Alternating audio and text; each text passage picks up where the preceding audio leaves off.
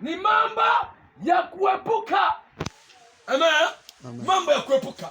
Kwa jambo la pili la kuepuka ni kutanguliza urembo na uzuri na utanashati. Andika hivi vitatu: urembo na uzuri na utanashati. Hayo ndiyo mambo ya kuepuka. Soma kitabu cha Mithali. Nahitaji mtu ambaye yuko sharp. Mithali 6 mstari wa 23 mpaka 26.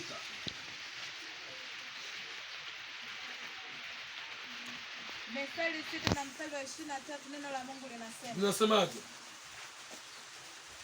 Maana maagizo hayo ni taa. Anasema maana maagizo hayo ni taa. Na sheria hiyo ni nuru. Na sheria hiyo ni nuru. Na maonyo ya kumwadilisha mtu. Na maonyo ya kumwadilisha mtu ni njia ya uzima. Ni njia ya uzima. 24. Ndiyo. Ya kulinde na mwanamke.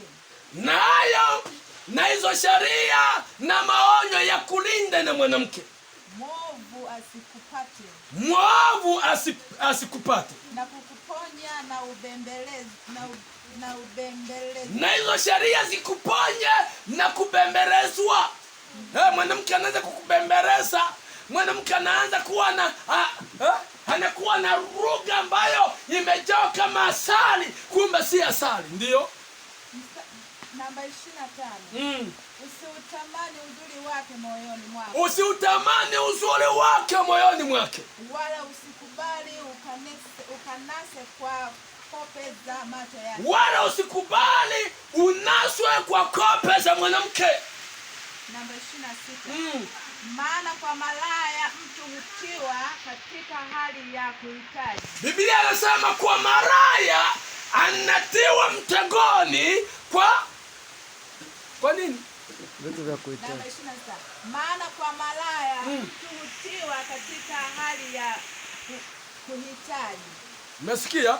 Yaani mtu anaingia mtegoni kwa malaya kwa sababu ya vitu vya ambavyo ni vya uhitaji. Kwa chanzo? Kwa kipande cha mkate.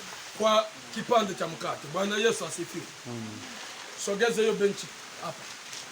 Sogeza hapa mbele. Haleluya. Amen. Hapo ni sawa. Bwana Yesu asifiwe. Wewe leta benchi hapa. Weka hapa benchi.